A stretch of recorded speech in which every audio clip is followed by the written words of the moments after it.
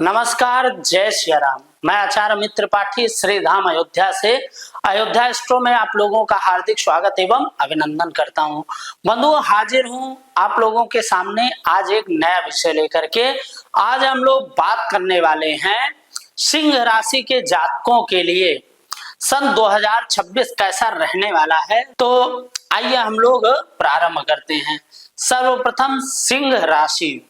तो बंधुओं, सिंह राशि के स्वामी होते हैं सूर्य देवता।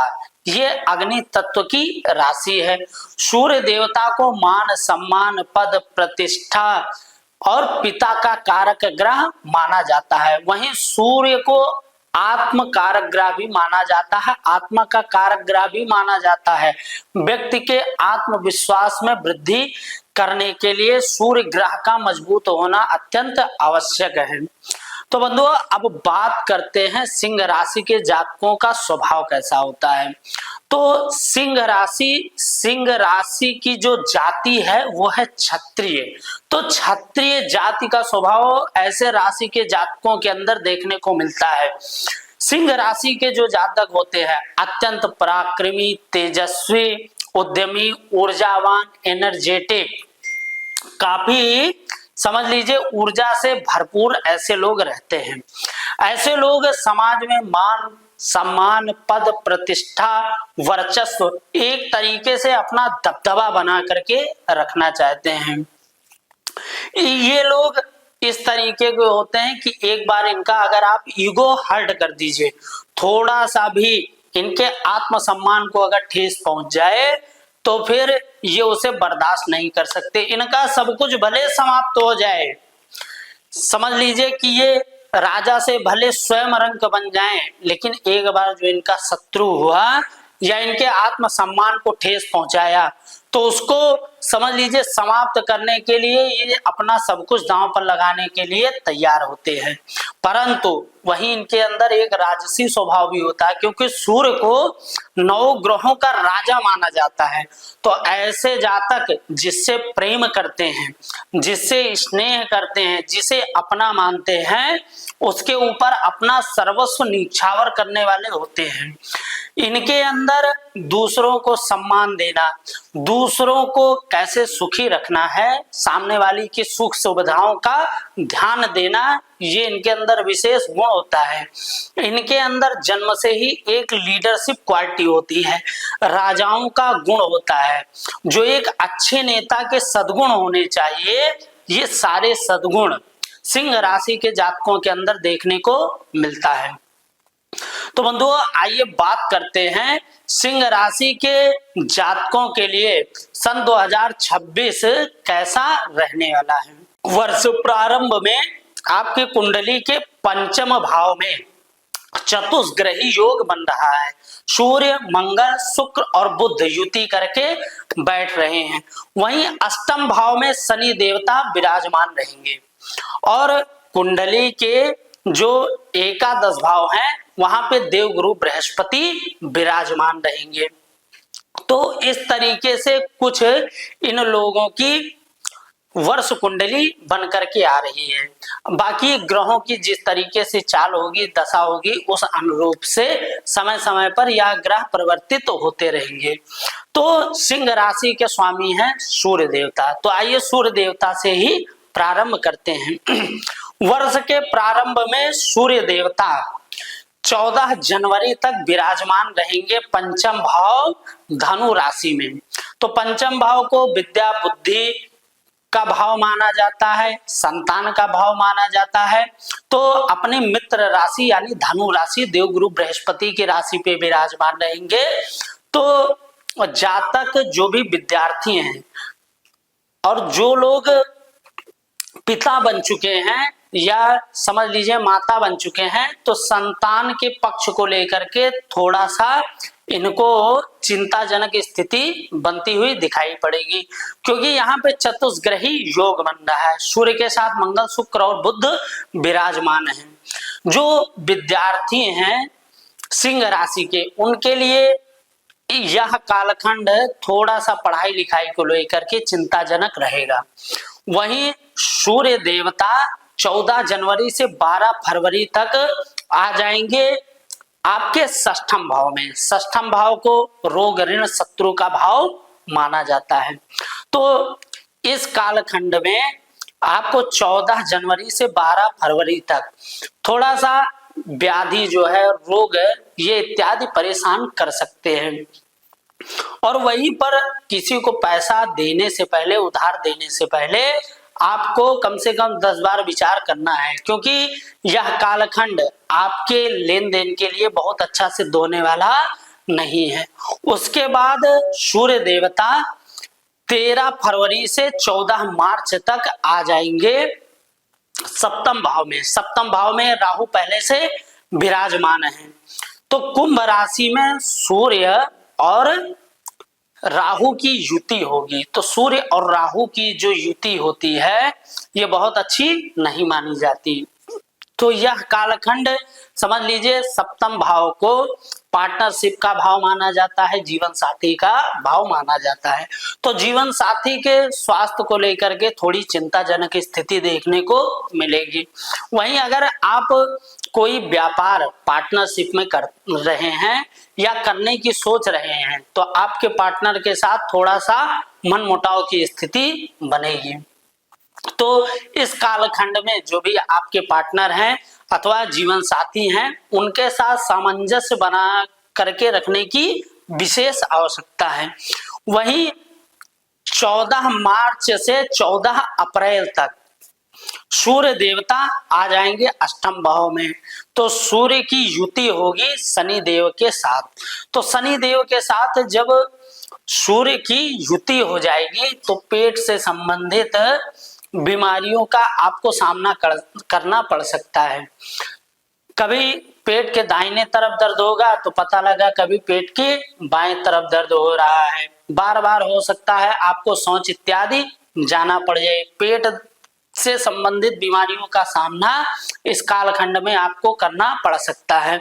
वहीं सूर्य देवता देवगुरु बृहस्पति की राशि पर शनि के साथ युति करके बैठ रहे हैं। तो अगर आप कहीं विदेश या बाहर घूमने जाने की प्लानिंग कर रहे हैं तो ये प्लानिंग आपकी सफल होती हुई दिखाई पड़ सकती है।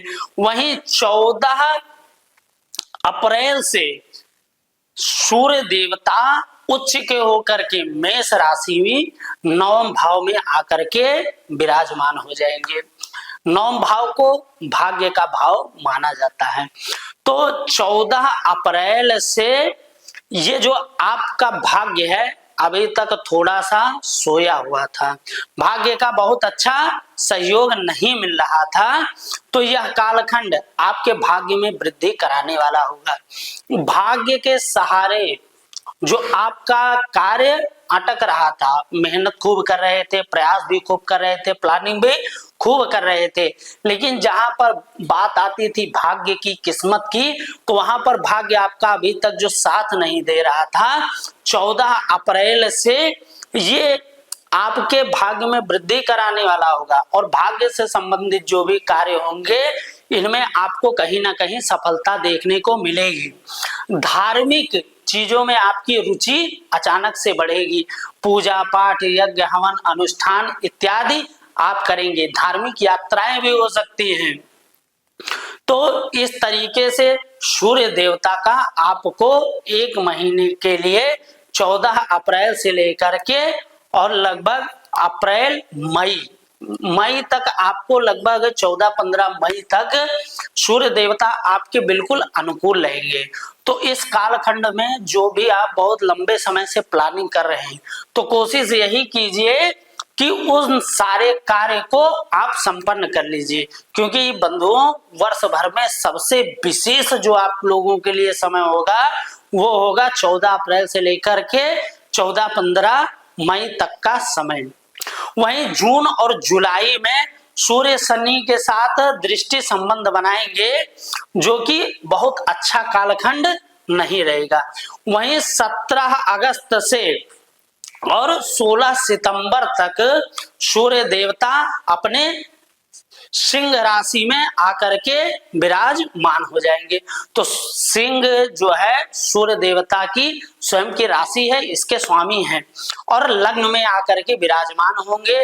तो ये आपके आत्मविश्वास को बढ़ाने वाले होंगे। आपके मान सम्मान पद प्रतिष्ठा में आपको वृद्धि देखने को मिलेगी। वहीं पर बात की जाए बाकी सूर्य देवता की, तो सूर्य देवता लगभग 17 अक्टूबर से 16 नवंबर तक तुला राशि में आ जाएंगे, तृतीय भाव में।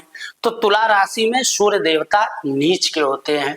तो भाई बहनों के साथ थोड़ा बहुत मनमुटाव की स्थिति आपकी बन सकती है। भाई बहनों के साथ जो संबंध है उसमें कहीं ना कहीं समस्या देखने को मिल सकती है। तो इस कालखंड में आपको प्रयास यही करना है कि आप अपने भाई बहनों के साथ संबंध अच्छा रखें, अच्छे संबंध बना करके रखें जिसका आपको लाभ प्राप्त हो। कोई अपनी वाणी के द्वारा कोई ऐसा शब्द ना निकाले या कोई ऐसी स्थिति ना उत्पन्न करे जिनसे कि भाई बहनों के साथ आपका मनमुटाव हो, बिगाड़ हो। तो इस तरीके से रहेगा सिंह राशि के जातकों के लिए वर्ष भर का समय। अब अगर मोटा मोटा बात किया जाए सिंह राशि वालों के साथ यह समय कैसा रहेगा, तो यह वर्ष बहुत अच्छा सिंह राशि वालों के लिए देखने को नहीं मिल रहा है, क्योंकि वर्ष भर सिंह राशि के जातकों के ऊपर शनि की ढैया चलती रहेगी। तो शनि की शांति का उपाय कुछ ना कुछ आपको निरंतर करते रहना है। प्रत्येक शनिवार के दिन हनुमान मंदिर में जा करके सुंदरकांड का पाठ, हनुमान चालीसा का पाठ, हनुमान बाहुक का पाठ इत्यादि करते रहे। हनुमान जी का सिंदूर अभिषेक इत्यादि भी आप कर सकते हैं।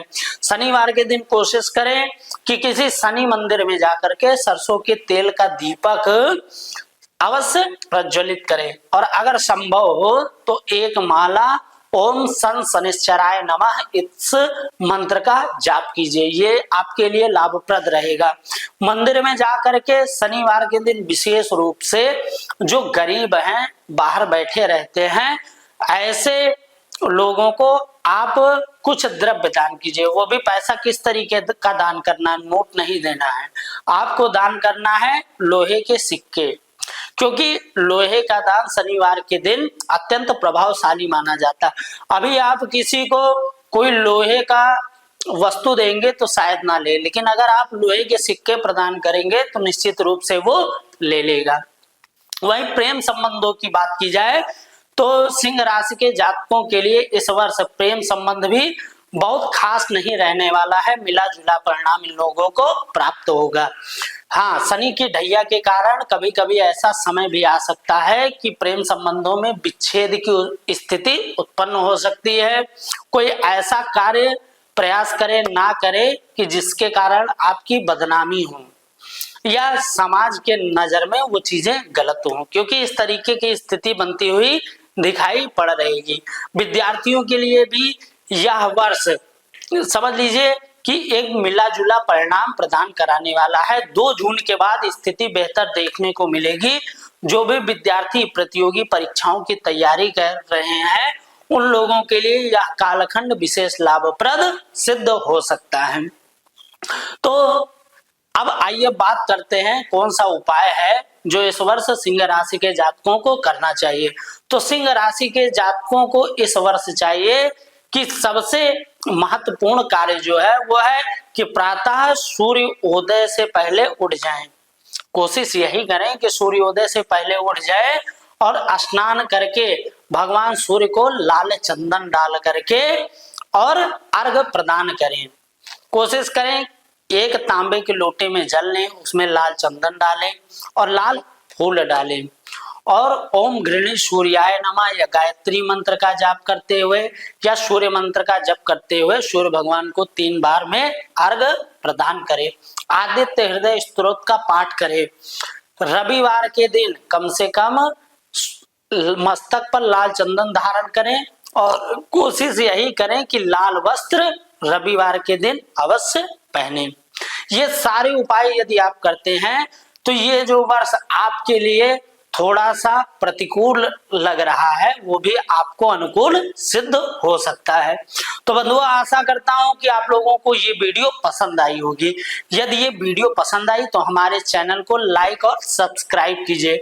बंधुओं, यदि आप भी हमारे द्वारा अपने कुंडली का विश्लेषण कराना चाहते हैं और अपने भविष्य एवं कैरियर के विषय में एकदम सटीक जानकारी प्राप्त करना चाहते हैं तो स्क्रीन पर दिए गए नंबरों पर संपर्क करके अपनी संपूर्ण कुंडली का विश्लेषण करा सकते हैं।